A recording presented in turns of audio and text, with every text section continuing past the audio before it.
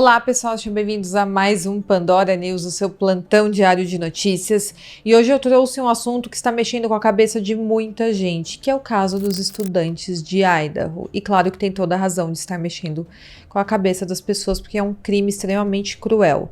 Hoje nós vamos mergulhar fundo neste caso, porque o homem que está sendo acusado de tirar a vida de 4 estudantes da Universidade de Idaho em 2022 está passando por algumas audiências para determinar como será o seu julgamento. No dia 9 de abril de 2025 rolou uma audiência muito importante e está acontecendo na cidade de Boise, em Idaho, e eu prometo que vocês vão sair daqui sabendo cada detalhe do que aconteceu nessa audiência. Então peguem o café, se arrumem na cadeira, porque essa história está cheia de detalhes que vocês ainda não sabem e eu vou contar tudo para vocês com calma e também com clareza. Antes de eu continuar, não se esqueçam de curtir, de se inscrever no meu canal, deixar pelo menos 2 ou 3 comentários aqui para mim, que me ajuda muito na divulgação do meu vídeo dentro da plataforma, para que mais pessoas acompanhem o meu trabalho, me conheçam. Também me siga na rede social que estará aqui na tela, lá nós temos o contato mais direto. Fiquem comigo até o final do vídeo e bora pro caso de hoje. Esse caso, para quem ainda não está por dentro, é daqueles que vai ficar marcado para sempre na história do True Crime, pela crueldade em que tudo foi feito, também pelos elementos desse crime. E claro, pelo fato das vítimas serem estudantes que estavam começando as suas vidas, sem imaginar que todos os seus planos seriam completamente destruídos de forma cruel e macabra naquela fatídica madrugada. O que sabemos até o momento é que os 4 estudantes foram atacados naquela madrugada, deixando uma pequena cidade universitária em completo choque.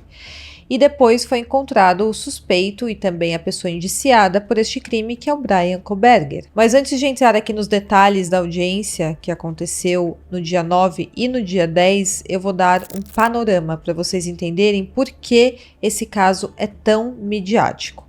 Bom, Bryan Kohberger, de 30 anos, hoje está enfrentando 4 acusações de homicídio em primeiro grau, ou seja, é um crime extremamente cruel e macabro que ele cometeu, ou então que está sendo acusado de ter cometido.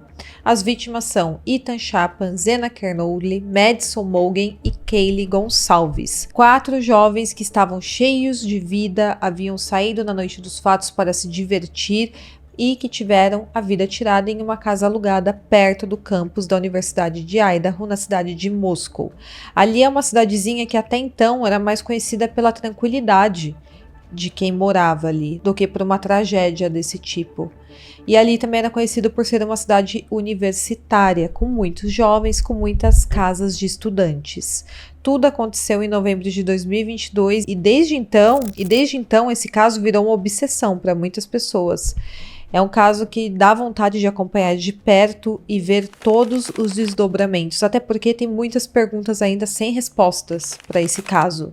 E vocês sabem que para eu trazer todo o conteúdo aqui para vocês, eu tenho que ler vários documentos em inglês, eu preciso assistir vídeos em inglês, como por exemplo essa audiência, e para facilitar a minha vida eu tive que aprender inglês fluente, e eu só consegui através do melhor curso de inglês da internet, que é o método BUA do professor Jonas Bressan. E claro que eu consegui um desconto para os seguidores do Caixa de Pandora. O curso estava no valor de R$ 697, mas para você que me segue, você vai pagar apenas R$ 397 à vista ou 12 vezes de R$ 39,70, menos de R$ 40 por mês, para você garantir o seu inglês fluente e evoluir na sua vida. Então, você acesse o link que estará aqui no meu box de informações e também no primeiro comentário fixado e garanta o seu inglês fluente. Mas voltando aqui para o caso, o Bryan Kohberger foi preso semanas depois do crime, em dezembro de 2022, e ele estava na casa dos pais dele, na Pensilvânia, quando ele foi preso. E olha só esse detalhe, ele também era um estudante e ele estava estudando doutorado em criminalística na Universidade do Estado de Washington, que fica bem perto da cidade de Moscow.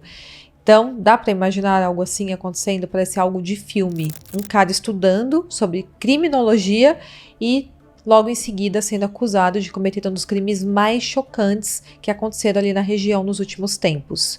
A promotoria hoje está pedindo pena capital se ele for condenado e o julgamento está marcado para começar em agosto deste ano, em 2025, e eu vou acompanhar todos os detalhes do julgamento aqui para vocês. Terá vídeo diariamente sobre este caso enquanto o julgamento estiver ocorrendo. Mas antes do julgamento estão ocorrendo audiências como as que aconteceram no dia 9 e no dia 10, que são decisivas para definir como tudo vai acontecer ali no tribunal.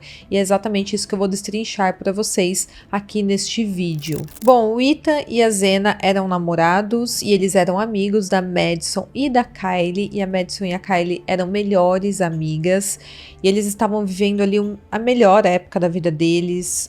Alguns já haviam terminado, né, estavam terminando a faculdade, já arrumando empregos, e infelizmente todos os seus sonhos foram interrompidos naquela fatídica madrugada, quando eles foram encontrados sem vida e haviam sido mortos de maneira muito cruel durante uma madrugada.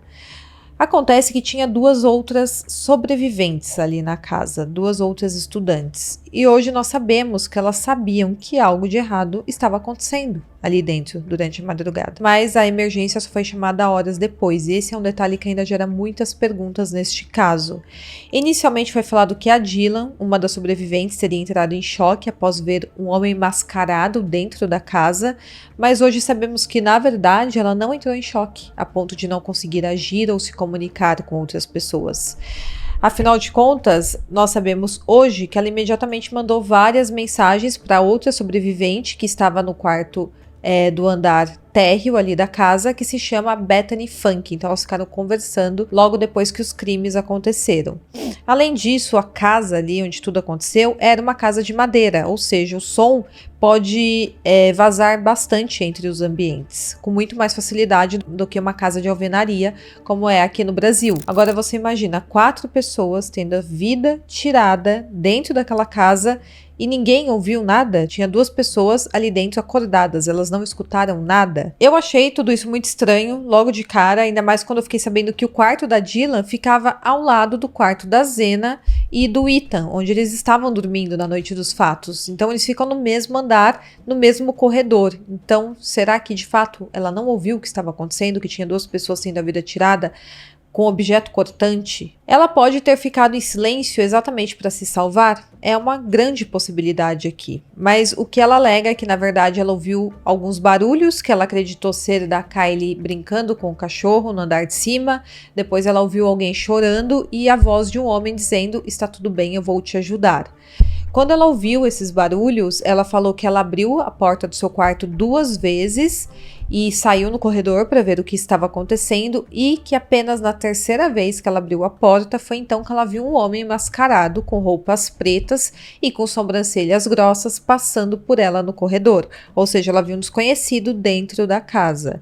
Neste momento ela teria ficado em choque, esse foi o primeiro relato, mas hoje sabemos que logo em seguida ela avisou a Bethany que havia visto um homem desconhecido na casa. Esse relato da Dylan, para mim, particularmente, parece um pouco desconexo, porque eu acredito que a Dylan pode sim ter ouvido muito mais do que ela alega, mas talvez ela não conte tudo para a polícia exatamente com o receio de alguma forma ser envolvida no crime. Eu não acho que as 2 sobreviventes estão envolvidas diretamente no crime, eu não acho que elas têm alguma coisa a ver com o crime, mas acredito que sim.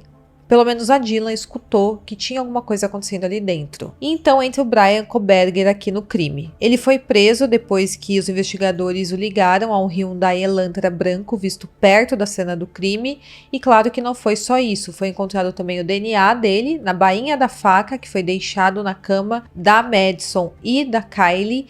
E também um monte de pistas que foram se juntando aí na investigação. O Bryan até então parecia um homem comum, um estudante quieto, sem histórico de violência pública, e ele virou o foco aqui, o principal suspeito desse caso. Ele hoje se declara inocente e a defesa está lutando com unhas e dentes para provar que ele não é o verdadeiro criminoso. E a defesa está lutando contra provas bem contundentes que a promotoria tem em mãos. E a promotoria parece bem confiante que tem um caso sólido contra o Bryan. E ontem, nessa audiência, nós vimos que os 2 lados estão se enfrentando para tentar definir aqui as regras do jogo. Claro que a defesa está fazendo de tudo para desmerecer as provas da promotoria e a promotoria está lutando para se apegar nessas provas. E acompanhar esse caso no tribunal, parece que a gente está assistindo imaginando um tabuleiro de xadrez sendo montado. Cada movimento importa, cada detalhe você tem que ficar atento. E essa audiência que aconteceu foi um desses momentos em que as peças parece que começaram a se alinhar de alguma forma para o julgamento que nós vamos ver em agosto. Então, vamos ver tudo que rolou nessa audiência, ponto por ponto, porque tem muita coisa aqui para a gente digerir juntos.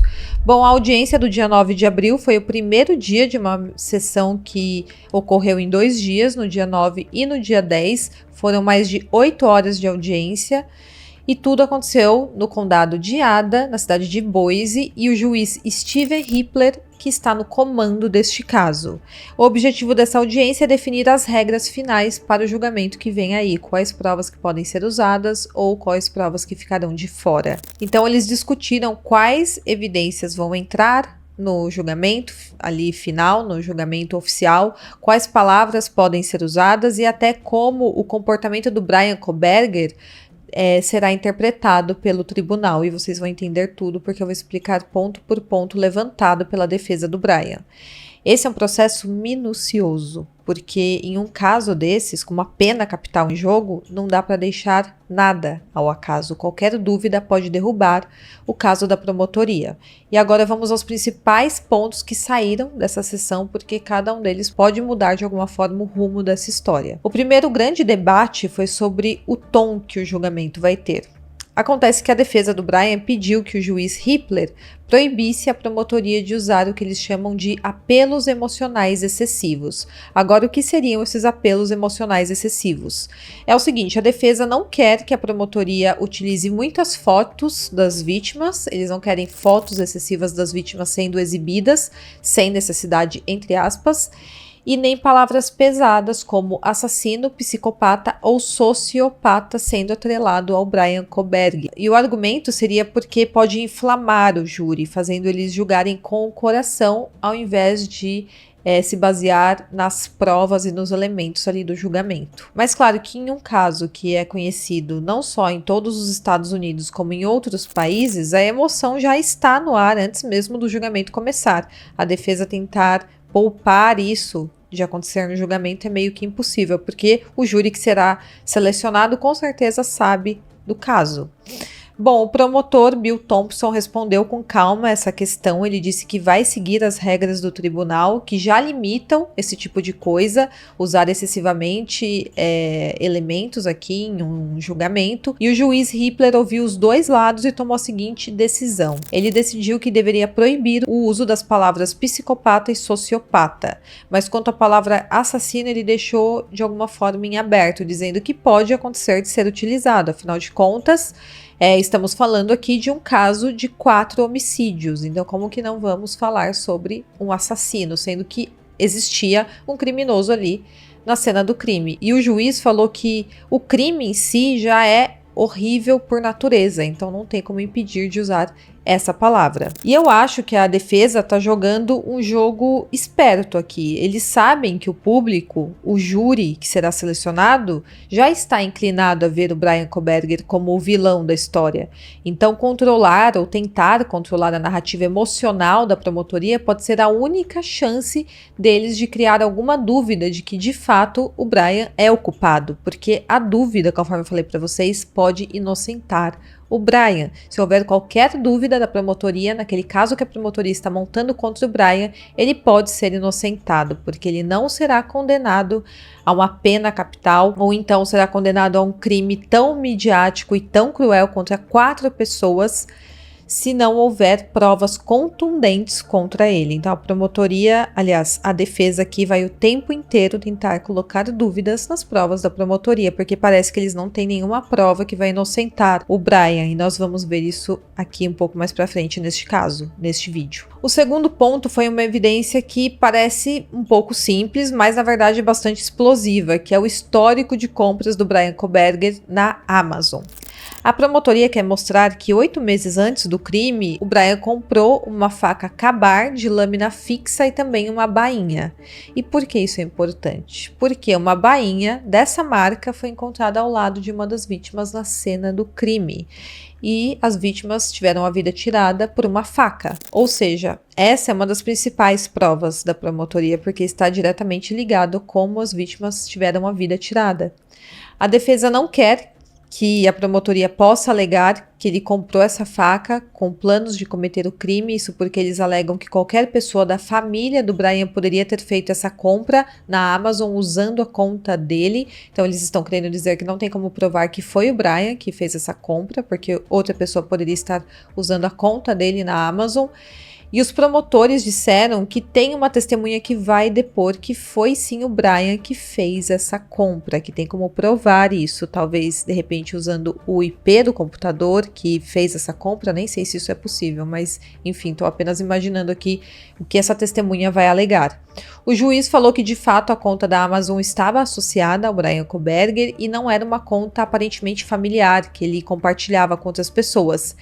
E o juiz irá permitir que especialistas da Amazon testemunhem em nome da promotoria. Então a defesa perdeu nessa daí. E claro que eles não gostaram de ter essa decisão desfavorável e eles pediram para que essa evidência fosse jogada fora, dizendo que pode ser mal interpretada pelo júri, mas o juiz Hippler deu sinal verde para a promotoria e eles podem sim usar esta prova. Ele disse inclusive que eles podem trazer um especialista para explicar esses dados para o júri. Isso a defesa pode trazer um outro especialista para tentar explicar essa questão para o júri, mas que a prova poderá ser utilizada pela promotoria. Bom, agora outro ponto polêmico aqui. A defesa quer que o júri saiba desde o começo do julgamento que o Brian Kohberger tem transtorno do espectro autista.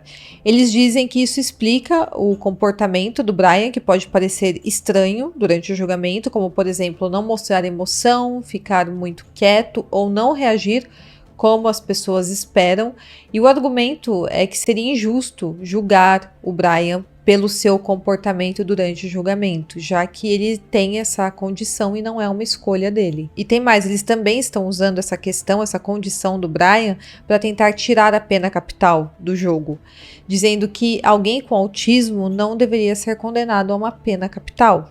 Os advogados de defesa alegaram que seu estado de inexpressividade e seu olhar penetrante vem tudo dessa condição e que, inclusive, ele tem incapacidade de reagir a imagens que podem ser mostradas durante o julgamento. Então, ele é uma pessoa extremamente inexpressiva e aparentemente fria, e a defesa está falando que tudo isso vem da condição de ele estar inserido ali no espectro autista e que isso poderia parecer ao júri como uma falta de remorso.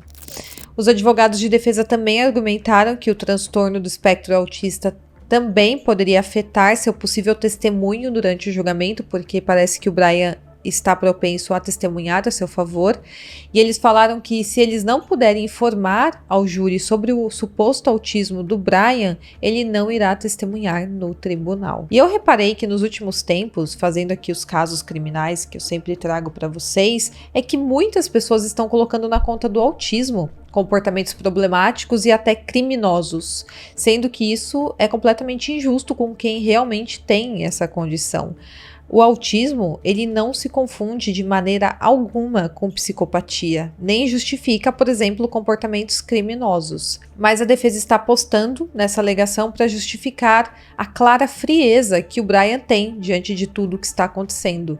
Ele não demonstra nenhuma emoção e eles estão atribuindo isso a um diagnóstico de autismo que o Brian poderia ter tido, ou então que o Brian tem. Outra prova que a defesa quer eliminar do julgamento é um vídeo que a promotoria tem do Brian Kohberger sendo parado em uma batida policial, e ele estava no seu Hyundai Elantra branco quando isso aconteceu. E vocês sabem que o carro do Brian virou peça-chave aqui na investigação, porque teve uma câmera de segurança que capturou um carro branco passando próximo à casa dos estudantes na noite dos fatos, e esse seria o carro do criminoso, e bate exatamente com a descrição do carro do Brian Kohberger. A defesa acha que esse vídeo é prejudicial ao Brian e quer que fique de fora do julgamento, mas o juiz achou essa alegação sem sentido. Ele achou que não tem nenhum sentido essa solicitação da defesa e disse que o vídeo pode sim ser usado desde que editem algumas partes, como por exemplo as falas do policial, porque nesse vídeo o Brian conversa com o policial. A defesa alegou que esse vídeo seria prejudicial porque o carro do Brian poderia ser comparado com o carro visto próximo à cena do crime. E o juiz respondeu que isso prova que o vídeo não é prejudicial, e sim essencial, ainda que for prejudicial ao Brian. Afinal de contas, estamos em um julgamento, e isso é uma grande evidência. A promotoria deixou claro que eles não tinham interesse de fazer uma correlação entre o fato do Brian estar sendo parado por um policial por estar dirigindo sem cinto e em alta velocidade, com a questão de ele ser um criminoso. Então eles não vão fazer essa correlação. Olha, o Brian provavelmente é um criminoso porque ele também cometeu esse delito de estar dirigindo em alta velocidade e também sem cinto de segurança. Não é essa correlação que a promotoria quer fazer, e eles já deixaram muito claro. O ponto deles é que o carro do Brian é igual ao que foi visto próximo à cena do crime. E para ilustrar tudo isso, eles vão usar este vídeo em que o Brian é parado por policiais. A defesa está pedindo tudo isso, mas existem normas para evidências serem aceitas ou negadas em um julgamento. Como, por exemplo, provas que têm a intenção de enganar o júri. Essas não podem ser usadas. Agora, provas que demonstram a culpabilidade do réu pode ser usada, ainda que seja prejudicial a ele. Outro detalhe aqui em discussão é o áudio da ligação para a polícia feita pelas sobreviventes. A promotoria quer usar este áudio, mas a defesa está pedindo que a evidência seja excluída, mas o juiz disse que grande parte da chamada atende às qualificações para ser apresentada, mas disse que dará algumas orientações mais específicas sobre isso. Outro ponto aqui de discórdia é a descrição do criminoso feita por uma das colegas de quarto que sobreviveram.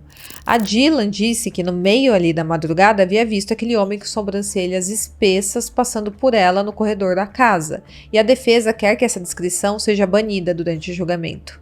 A defesa argumenta que o relato da Dylan carece de credibilidade, alegando que em depoimento à polícia ela admitiu ter bebido muito ao longo do dia e que tinha uma absoluta falta de certeza sobre os fatos. A defesa sugeriu que esse depoimento poderia influenciar injustamente o júri e, além disso, os promotores querem também apresentar uma foto do Brian Kohberger que ele tirou dele mesmo horas depois do crime, para mostrar exatamente como o Brian Kohberger estava no dia seguinte ao crime, para ver se bate ali com o reconhecimento da Dylan. Mas até agora o juiz não tomou nenhuma decisão sobre o depoimento dela. E o álibi do Brian Kohberger também ainda está em debate. Acontece que os advogados de defesa alegam que ele estava na noite dos fatos observando as estrelas sozinho e dando uma volta de carro sozinho ali na noite em que tudo aconteceu. E eles inclusive planejam usar dados telefônicos para corroborar essa informação.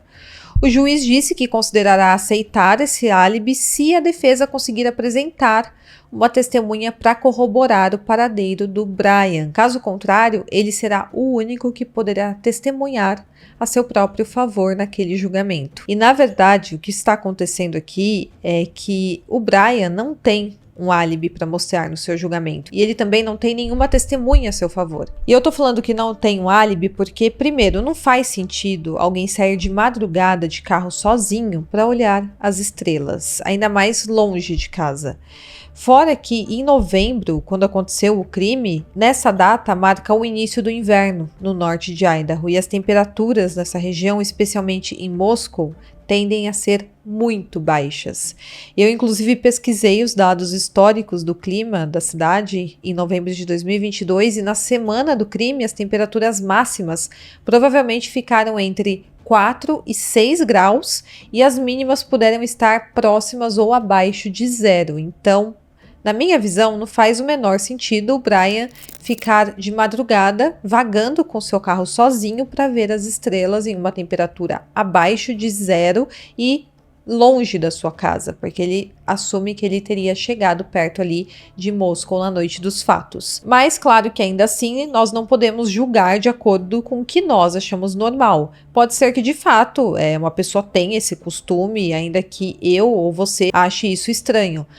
Mas a defesa dele afirma que ele tinha esse hábito de fazer longos passeios noturnos, inclusive para correr, caminhar ou simplesmente observar a lua e as estrelas. E que na noite dos fatos ele teria dirigido por áreas rurais ao sul da cidade de Puma e a oeste de Moscou. E teria até ido para um parque que não fica próximo à casa dos estudantes. Então eles estão alegando que o Brian saiu naquela madrugada próximo das 4 da manhã para ficar zanzando ali entre o estado de Idaho e o estado de Washington. E para sustentar essa afirmação, a defesa planeja chamar um especialista em dados de torres de celular para provar que ele não estava ali na cena do crime. E claro que esse álibi tem sido muito criticado pela promotoria, porque é vago e insuficiente, e é exatamente isso que a promotoria está alegando. E em maio de 2024, o promotor Bill Thompson argumentou que a defesa não forneceu um local específico o suficiente, nem nomes de testemunhas que possam confirmar toda essa história. Então ninguém sabe onde de fato ele estava. Eles falam que ele estava andando por diversos lugares, mas não consegue saber exatamente onde ele estava. E é, entre aspas, fácil alegar algo desse tipo. Eu estava zanzando de carro e não consigo dizer exatamente onde eu estava próximo das 4 da manhã quando o crime de fato aconteceu. E tudo isso deixa em aberto onde investigar, quais câmeras de segurança averiguar para ver se de fato o Brian estava nesses lugares, porque se ele não sabe exatamente onde ele estava, quais câmeras que vão verificar de quais ruas, de qual estado, sendo que ele estava transitando por 2 estados próximos ali. E tem mais, apesar da defesa apontar que os dados do celular do Brian indiquem que ele estava nas áreas rurais naquela noite, ele, na verdade, desligou o rastreamento do seu celular antes e durante o crime, o que levanta ainda mais suspeitas contra ele. Então, basicamente, não tem ninguém para confirmar o álibi do Brian, e também não tem dados de celular que poderá confirmar onde ele estava no momento do crime, porque ele desligou o aparelho celular e só foi ligar quando ele já estava próximo da casa dele. Tudo isso acontecendo na noite em que 4 estudantes tiveram a vida tirada. Fora ali o DNA dele que foi encontrado na cena do crime, a bainha da faca, exatamente igual a que ele comprou no site da Amazon, então são muitos elementos contra o Brian. E, conforme eu falei para vocês, a grande estratégia da defesa é apostar aqui na dúvida. Eles querem apresentar evidências de outros possíveis culpados também antes do julgamento, mas eles ainda não deram muitos detalhes sobre isso. Mas o juiz Hippler fixou um prazo para que essas provas sejam anexadas aos autos, que seria até maio de 2025. Então eles têm até essa data para entregar tudo o que eles vão apresentar no julgamento. Essa tática da defesa é arriscada, mas é a única que eles podem apostar aqui, porque não tem nada que inocente o Brian, não tem um álibi, não tem uma testemunha, não tem um dado de celular.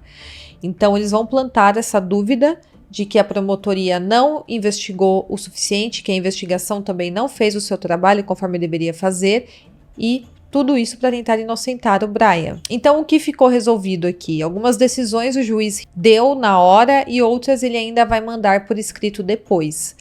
Essa audiência continuou no dia 10 de abril. Eu vou analisar a que aconteceu no dia 10 de abril, eu analisei até agora o que aconteceu no dia 9.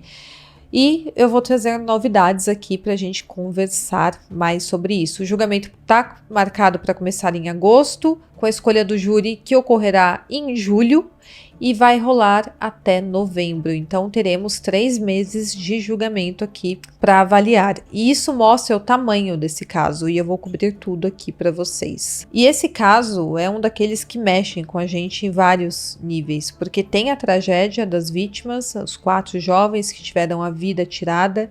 Tem esse suspense de uma investigação que parece um quebra-cabeça gigante, ainda com diversas perguntas que aparentemente não foram respondidas ou que serão respondidas no julgamento. E ontem a audiência mostrou que o julgamento não vai ser só sobre culpado ou não culpado, vai ser sobre como cada um vai contar essa história, quais palavras eles vão usar, quais provas vão de fato importar naquele momento para tentar convencer o júri. Bom, a defesa, conforme eu falei, vai tentar apontar outros suspeitos, a promotoria vai buscar pena capital se ele for considerado culpado e no fim o júri vai ter que decidir o destino de Brian Kohberger.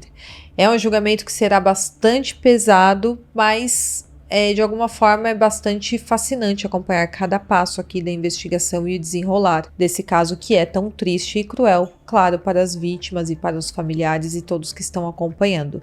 Agora eu quero saber o que vocês acham disso tudo. Vocês acreditam que tem provas o suficiente para considerar Bryan Kohberger culpado ou a defesa tem chance de virar esse jogo a favor dele? Bom, então é isso. Me contem tudo aqui nos comentários que eu vou ler e responder todos vocês e até o próximo caso.